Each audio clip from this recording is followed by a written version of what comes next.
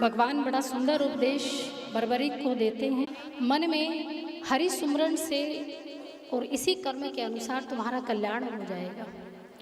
अब बाबा ने फिर से प्रश्न किया भगवान से, कहा कि प्रभु आप ये बताइए कि मेरा धर्म क्या है, मुझे क्या करना चाहिए, मैं क्यों आया हूँ। तब भगवान कहते हैं कि पुत्र, तुमने एक असुर कुल में भी जन्म लिया है और एक अक्षत्रिय कुल में भी जन्म लिया है, लेकिन एक पुत्र का जो वंश है वो पिता से चलता है और तुम्हारे जो दादा हैं वो अक्षत्रिय कुल के हैं, तो तुम एक अक्षत्रिय हो और अक्षत्रिय का काम है दीन दुखियों की सेवा करना, उनकी रक्षा करना, हर जीव पर दया दृष्टि रखना, हर जीव की रक्षा करना ही तुम्हारा परम धर्म है।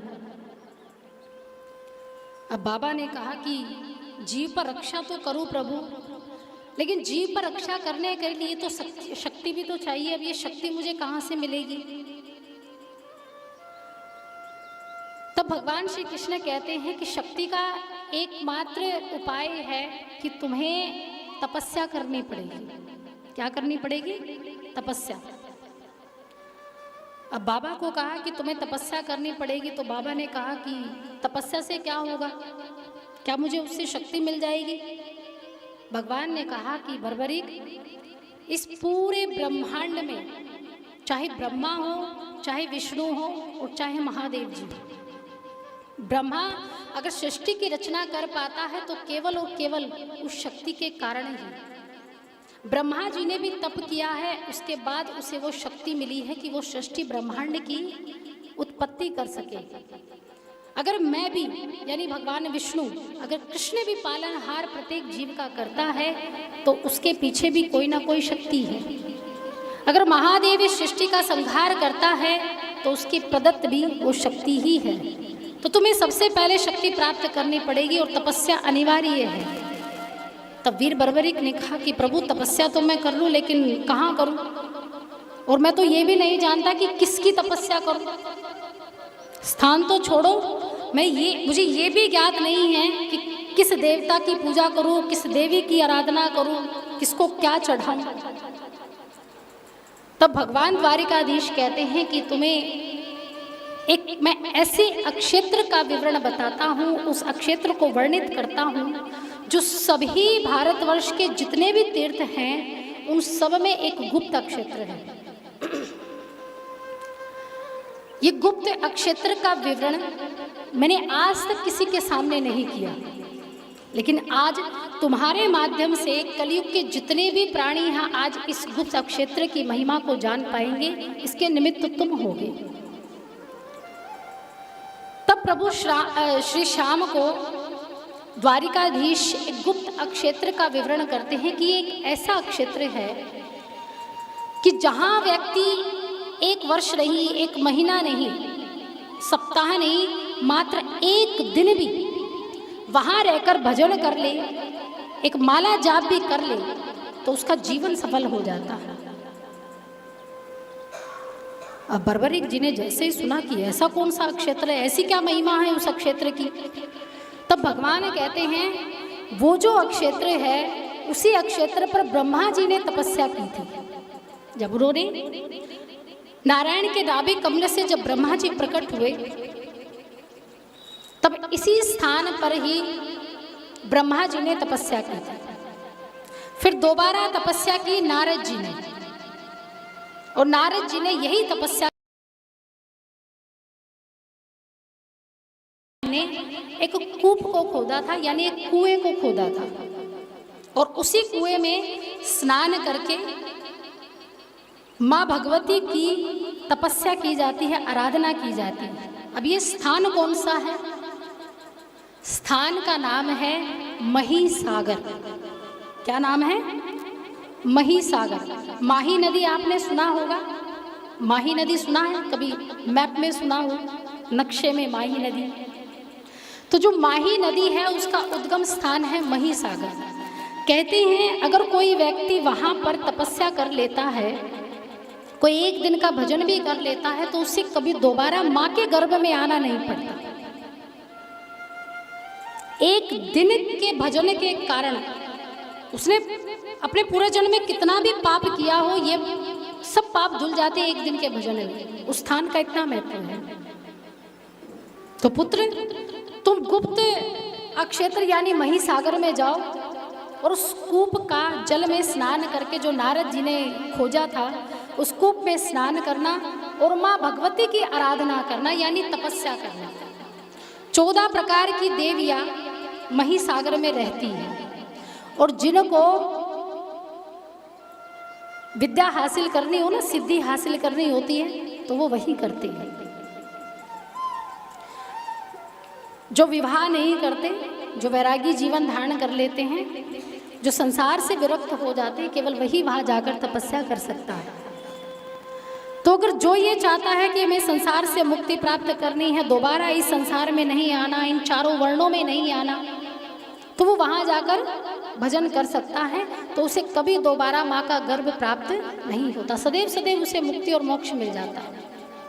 और बाबा श्याम भी यही चाहते कि मैं दोबारा माँ के गर्भ में ना आऊँ, एक बार में ऐसा काम कर जाऊँ कि ये दुनिया उसी दिन को याद रखे। तब बाबा श्याम ने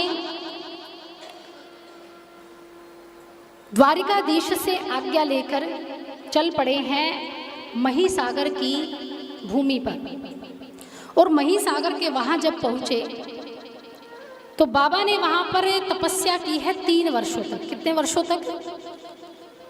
3 वर्षों तक वहाँ तपस्या की है।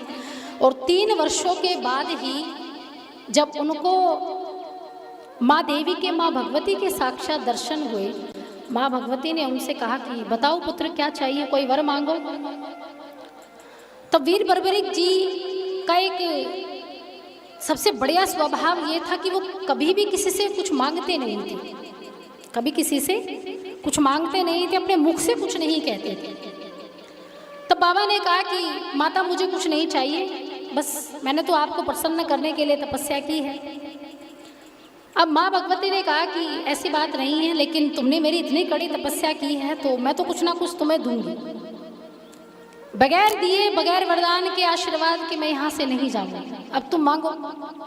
तब बाबा ने कहा कि माँ भगवती, जिस प्रकार से मैंने तपस्या की है उसके यथोचित जो फल है वो आप मुझे दे दीजिए। ये जो वाक्य है ना, जो मैंने तपस्या की है, जिस हिसाब से तपस्या की है, उसी के अनुसार मुझे क्या दे दीजिए, उसका फल दे दीजिए। यही खाटू की नगरी में ही प्रभु स्कंद पुराण में भी कहते हैं कि कोई व्यक्ति ये सोचता है कि मेरे द्वारे पर आएगा और मुझे लाखों का मालिक बना दिया जाएगा, तो वो गलत सोच कर जाता है।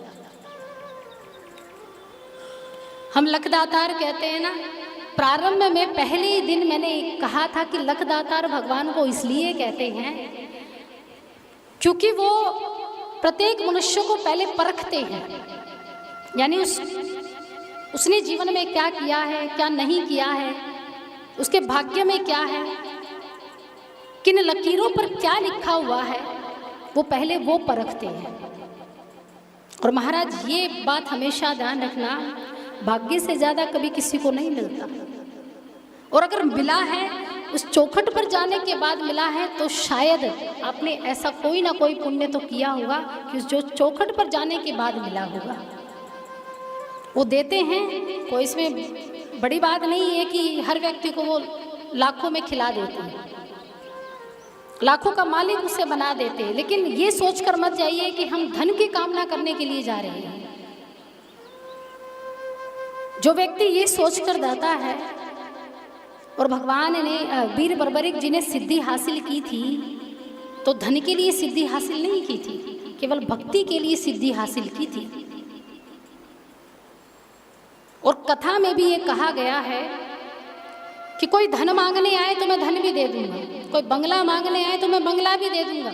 अगर तुम्हारे भाग्य में है तो जरूर मिलेगा, लेकिन अगर भाग्य में नहीं है तो मैं भी नहीं दे पाऊंगा। लेकिन इन चीज़ों से भी सबसे बड़ी दुर्लभ चीज़ है श्याम का साथ, भगवान का साथ। और देखिए लाखों की भीड़ आती है, लेकिन उनमें से कितने चुनिंदा व्यक्ति होते हैं जो साथ मांगने आते हैं। बाकी कोई संतान के लिए जाता है, कोई धन के लिए जाता है। ये लाखों की भीड़ आप देख रहे हैं ना तीर्थों पर, ये इसलिए है। तो लख दातार का अर्थ ये नहीं कि वो लाखों लुटाता है, उसके 1000 हाथ हैं तो लाखों लुटाता है, बिल्कुल भी नहीं। लुटाता है ये बात अच्छी है, लेकिन वो आपको लॉलीपॉप देकर बहला रहे हैं। जैसे माँ को देखा है ना, जब बच्चा ज्यादा परेशान करता है तो माँ क्या करती है, घर का काम पड़ा है और बच्चा बार बार कह रहा है माँ दूध पिला दे, माँ दूध पिला दे, तो माँ क्या करती है, उसे या तो खिलौना पकड़ा देती है या खाने की चीजें पकड़ा देती है कि तू अभी इससे खेल, तुझे बाद में देखूंगी। तो वैसे ही बाबा पहले परखते हैं, पहले धन देंगे, बहला देंगे, फुसलाएंगे तो थोड़े दिन चुप हो जाएगा, क्योंकि आम संसारी व्यक्ति तो अगर शांति मिलती है तो इन्हीं चीजों में मिलती है ना। अंत में जाकर कहीं भक्ति की शांति मिलती है कहीं, लेकिन सबसे पहले प्रभु बहलाता है रुपयों से, पैसों से, बंगले से, धन दौलत से, कि तुझे ये चाहिए ना तू ले ले। लेकिन जो सही मायने में भक्ति प्राप्त करने आते हैं ना, उसको भी प्रभु इतनी आसानी से नहीं देते। और जो व्यक्ति इन चीजों से हार कर थक कर जाता है ना, कि प्रभु अब हार गया हूं इतनी धन दौलत से, क्या करूं उस धन दौलत का, तूने इतना दिया लेकिन तेरा साथ अगर मैं नहीं जान पाया, अगर तेरा साथ मुझे नहीं मिला तो ठोकर मारते हैं ऐसे धन को। और सही मायने में हारे का सहारा उसे ही बोला जाता है जो अंदर से हारता है। हारे के सहारे का मतलब ये नहीं जो धन से हार गया है वही केवल जाता है। हारना अंदर से होता है, हारना आत्मा से होता है, हारना बुद्धि से होता है, हारना धन दौलत से नहीं होता, संतान से नहीं होता कि हमारा संतान नहीं है, बहुत दुखी है, बहुत कष्ट में है, हार गए हैं हम, नहीं मारा, वो हारना नहीं। कभी भी शास्त्र ये नहीं कहेंगे कि संसार की आसक्ति हार का कारण है, नहीं। हार का कारण हमारी अंदर की शांति का ना मिलना है। और जब तक मन में ये शांति ना होना तो समझिए आप जिंदगी भर हारते ही हारते जा रहे हैं। और वहां जब जाते हैं, उस चौखट पर जब जाते हैं, जब वो शांति मिलती है ना, तब आपको लगता है बस अब जीत गए हैं। उसी का नाम है हारे का सहारा, इसलिए उसे हारे का सहारा कहते हैं। बाबा श्याम ने माँ भगवती से कुछ नहीं मांगा, लेकिन माँ भगवती ने प्रसन्न होकर बाबा श्याम को 3 बाण दिए। कितने बाण दिए? 3। इसलिए उनको क्या कहते हैं? 3 बाण। बोलिए 3 बाण धारी की जय हो। 14 देवियां प्रकट हुई, उन्होंने 3 बाण दिए। और देवियों ने कहा कि बर्बरी, ये जो 3 बाण है ना, ये कोई साधारण बाण नहीं है, ये ऐसे वैसे बाण नहीं है। भगवान जगदीश का सुदर्शन चक्र इन 3 बाणों के ही समान है। जितनी शक्ति द्वारिकाधीश के सुदर्शन चक्र में यानी सृष्टि को समाप्त करने का सामर्थ्य है केवल इन 3 बाणों में, केवल इन 3 बाणों में। तो सोच समझ कर इस्तेमाल करना इनका। और देखिए महाभारत के युद्ध में कितने बड़े बड़े वीर थे, उनके तरकश में कितने कितने तीर थे, लेकिन क्या वे तीर पूरी सृष्टि को समाप्त करने की सामर्थ्यता रखते थे महाभारत के युद्ध में? नहीं। जबकि अकेले वीर बर्बर जी के 3 बाण पूरी महाभारत के युद्ध में राख के ढेर लगा सकते थे, केवल 3 बाण। और उन 3 बाणों के तीर के आगे सबसे बड़ी बात थी भभूत। आज भी आप देखते हैं बाबा खाटू धाम में जब जाएंगे तो बभूत भी वहाँ मिलती होगी। तो उस बभूत का क्या चक्कर है, ये भी श्री वेद व्यास जी लिखते हैं कि ये बभूत कहाँ से आई है बाबा श्याम के पास। 3 बाणों के आगे का जो हिस्सा होता है ना, नोक, जब वीर बर्बरीक बाबा श्याम जब बाण चलाते थे तो उस आगे के हिस्से पर बभूत लगानी पड़ती थी। अब ये बभूत का चक्कर क्या है, तो सूजी महाराज से सोनकादि ऋषियों ने पूछा कि महाराज ये बभूत लगाने की जरूरत क्यों पड़ती थी, जब ये 3 बाण पूरी सृष्टि को तहस नहस कर सकते हैं, महाभारत के युद्ध को समाप्त कर सकते थे, तो बभूत की इतनी आवश्यकता क्यों पड़ी। हमें इसकी कथा सुनाई। और ये कथा भी प्रारंभ होती है माँ भगवती से ही। जब माँ भगवती ने ये 3 बाण बर्बरीक को सौंपे तो बर्बरीक को कहा कि अब ये 3 बाण रखो, लेकिन इसके साथ साथ तुम्हें मेरा एक काम और करना पड़ेगा। बर्बरीक ने कहा कि बताइए माता क्या काम है। तो कहा कि महिसागर में ही एक विजय नाम के ब्राह्मण हैं जो मगध राज्य से आए हैं, बड़े प्रकांड विद्वान हैं, और वो इसी क्षेत्र में तपस्या करने के लिए आएंगे। कई वर्षों तक तपस्या करेंगे, कई दिनों तक तपस्या करेंगे। तो तुम्हें केवल और केवल उसकी रक्षा करनी है, बस और कुछ नहीं करना। मेरा एक काम ये और कर देना। तब वीर भगवान ने, बाबा ने सोचा कि मना तो नहीं कर सकते, तो बोले माता ठीक है, जैसा आपने किया कहा है हम वैसा कर देंगे। तब वही विजय नाम का ब्राह्मण अपने मगध देश से पैदल तीर्थ यात्रा करते हुए पहुंचता है महिसागर में, और एक वृक्ष के नीचे बैठ जाता है और वृक्ष के नीचे विश्राम करने लगा। तो मन ही मन ये सोचने लगा कि इतना बड़ा दृढ़ संकल्प मैंने यज्ञ का लिया है, उसकी रक्षा कौन करेगा। क्योंकि महिसागर में अनेक असुर रहते थे जो इस यज्ञ को ध्वस्त करना चाहते थे, माँ भगवती की साधना में विघ्न डालना चाहते थे।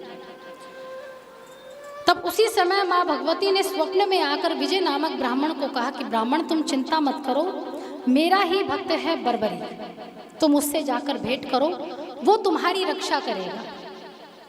तब विजय महिसागर में ही मिलते हैं किससे, बर्बरीक जी से, और बर्बरीक जी को अपना पूरा बात बताते हैं कि हमने यज्ञ किया है तो आपको रक्षा करनी है। तो बाबा ने कहा कि मुझे भी माँ भगवती का आदेश मिला है, तो आप यज्ञ कहाँ करना चाहेंगे। बोले हम महिसागर के ही वन में ही करना चाहेंगे, लेकिन तुम्हें एक ऐसा नाभाग बनाना होगा जहाँ कोई भी असुर प्रवेश ना कर पाए। बाबा ने कहा तुम चिंता मत करो, हम सब संभाल लेंगे, आप अपना कार्य प्रारंभ कीजिए। तब विजय नाम का ही ब्राह्मण तपस्या करने के लिए वहाँ बैठ जाता है, यज्ञ को वेदिया बनाता है, तीनों देवियों की, तीनों देवों की, 14 देवियों की वेदिया बनाता है, अग्नि प्रज्वलित करता है और यज्ञ करने लगता है, यानी आहुतियाँ डालने लगता है। सात्विक यज्ञ था। जब ब्राह्मण यज्ञ करना प्रारंभ करता है तो वीर बर्बरीक सबसे पहले 8 दिशाओं से, शक्ति देखिए कितनी थी बाबा में, अपने एक तीर से वो घेरा बना देते हैं। जिस स्थान पर उन्होंने यज्ञ किया था उसी स्थान पर वो घेरा बना देते हैं। 8 दिशाओं से वो नाभाग लेते हैं, यानी एक तेजस्व पुंज ले लेते हैं और उन्हें 8 दिशाओं में अलग अलग स्थापित कर देते हैं। जिससे क्या होता है, कोई भी जो दुरात्मा होती है वो प्रवेश नहीं कर पाती। ऐसा नाभा मंडल वीर बर्बरीक ने बनाया और विजय नामक जो ब्राह्मण थे वो अपना तप करने लगे, यज्ञ करने लगे। पहर बीतता जा रहा है, समय बीतता जा रहा है, और सबसे पहले विजय नामक ब्राह्मण ने क्षेत्रपाल यानी नगर खेड़े महाराज का आह्वान किया, फिर आह्वान किया गणपति जी का, और फिर आह्वान किया दुर्गा का। इन तीनों का आह्वान करके तीनों जब प्रकट हुए वहाँ और जब यज्ञ की आहुतियाँ डालने लगे तो वीर बर्बरीक वही रक्षा करने लगे विजय ब्राह्मण की।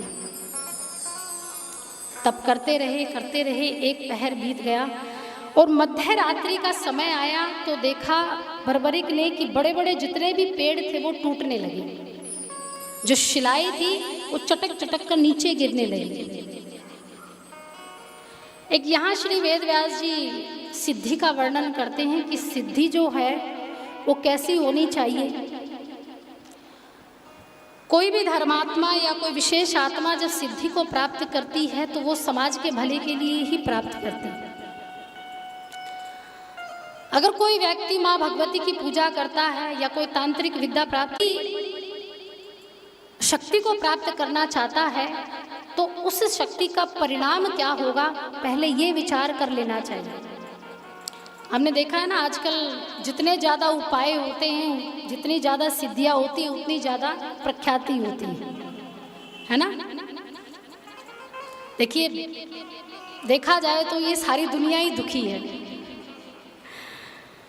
और जहाँ किसी को ये पता चल जाए कि वहाँ फलाना आदमी ये उपाय बता रहा है, फलाना आदमी इस चीज़ का निवारण कर रहा है, तो सारी दुनिया वही भाग जाती है ना। जैसे अब देखा है कि हनुमान जी महाराज, बालाजी महाराज हैं, मैं मंदिर तीर्थ की बात नहीं कर रही, मैं व्यक्ति की सिद्धि की बात कर रही हूँ। तो जो सिद्धि जरूरत से ज़्यादा हासिल कर ली जाए या तो स्वार्थ के लिए की जाए, अब देखिए भगवान ही जाने, उनको देने वाला ही जाने क्या सचमुच में है या फिर वो तो भगवान ही जानते या खुद करने वाला ही जानता है। लेकिन सबसे बड़ी बात यहाँ आती है, इतनी सिद्धि प्राप्त करने के बाद भी दुख कम नहीं होते, फिर भी इतने ही व्यक्ति हर रोज लाइन में लगे मिलते। अगर ऐसे ही दुख दूर होते तो क्या भगवान को कोई याद करता है? तो भगवान की महिमा ना खत्म हो जाती। अब साधारण भाषा में समझिए, किसी को कोई डॉक्टर अच्छा लगता है, किसी को किस डॉक्टर की दवाई लगती है। अब मान लीजिए आपको किसी डॉक्टर की दवाई लग गई, किसी दूसरे को भी यही बीमारी है, तो आप उसको वही सलाह देंगे कि उस डॉक्टर के पास जाइए। लेकिन ये ज़रूरी नहीं है कि आपको आराम मिला है तो दूसरे वाले को भी मिल जाए, पक्का तो नहीं है। अब दूसरे वालों को आराम ना मिले तो वो क्या डॉक्टर को अच्छा मानेगी? नहीं मानेगी। लेकिन 100 में से 50 में से 10 भी मरीज अगर ठीक हो जाते हैं तो वही 10 आगे प्रचार कर देते हैं और 10 को लेकर जाते हैं। ऐसा ही है, आज का समय ऐसा ही है। लेकिन 100 के 100 या 50 के 50 तो ठीक नहीं होते। कभी ऐसा सुना नहीं होगा आपने कि एक डॉक्टर के पास अगर 100 मरीज गए तो 100 के 100 ठीक होकर आए हैं, कभी नहीं सुना होगा। वरना तो एक ही डॉक्टर रहता, एक ही हॉस्पिटल रहता। और ये भी नहीं सुना होगा कि सिद्ध व्यक्ति के पास अगर कोई 100 व्यक्ति कष्ट लेकर गए हैं तो 100 के 100 के कष्ट मिटे हैं। ये भी संभव नहीं है। अगर 100 के 100 कष्ट मिट जाते तो बाबा शाम क्या करने आते हैं? फिर इनकी महिमा का कौन गुणगान करता, इनकी खाटो नगरी कौन बनाता?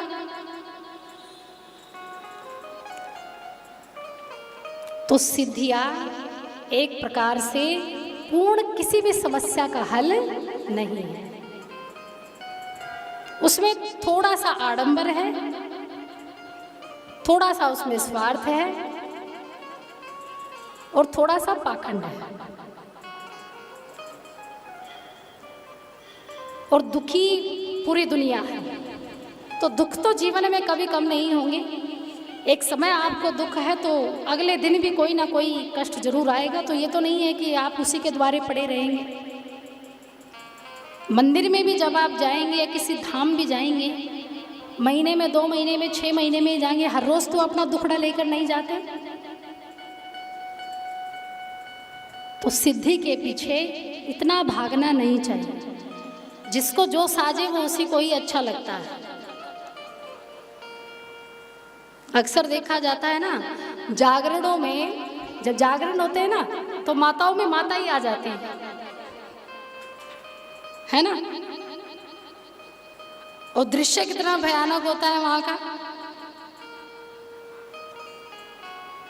अब ये समझ में नहीं आता कि महाराज इतने सालों तक जो तपस्या करते हैं, बेचारे भूखे प्यासे, ना दिन देखते हैं, ना रात देखते हैं, ना धूप देखते हैं, ना बारिश देखते हैं, वो इतना भजन करते करते रहते, वृंदावन में जाकर देखो आपको हर कोई माला जाप करता हुआ दिखेगा, हर कोई आपको प्रभु भक्ति में लीन दिखेगा। उनमें कभी माता जी क्यों प्रवेश नहीं करती? जबकि होना तो ऐसे चाहिए कि जो ज्यादा भक्ति करता है उसके अंदर आनी चाहिए कि नहीं है? कभी बाकी बिहारी जी उनके अंदर क्यों नहीं आते? हरिदास जी महाराज ने बाकी बिहारी जी को प्रकट किया है। अब हरिदास जी महाराज जो थे उनको भी स्वप्न में भगवान के दर्शन, उनको भी साक्षात दर्शन का हुआ। बस उनका एक नियम ये था कि वो 1.25 लाख जाप प्रतिदिन किया करते थे। कितने जाप? 1.25 लाख प्रतिदिन जाप किया करते थे। और एक हमारी एक मानव की प्रवृत्ति ये है कि आप जितना जाप करते चले जाएंगे, जितना आप नाम लेंगे, जितना आप भजन करेंगे, तो आपको कभी मूर्ति पूजा में भगवान को खोजने की जरूरत नहीं पड़ेगी। ये भजन मतलब माला जाप का प्रभाव है, मंत्र का प्रभाव है। तो आपको अगर कहीं आपकी दृष्टि भी पड़ती है तो वहां भी आपको भगवान खड़े दिखाई देंगे। ये मंत्र का प्रभाव है। तो जो 1.25 लाख प्रतिदिन जाप कर सकता है उसको तो वैसे ही बाकी बिहारी साक्षात दिखाई देते हैं।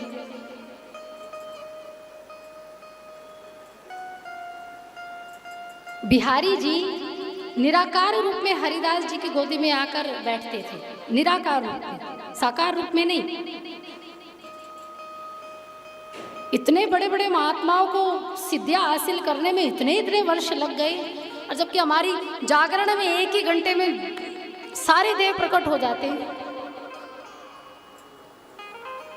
शुरुआत हुई नहीं कि सारे भगवान नीचे धरती पे उतर के आए, और एक ही उसी जागरण में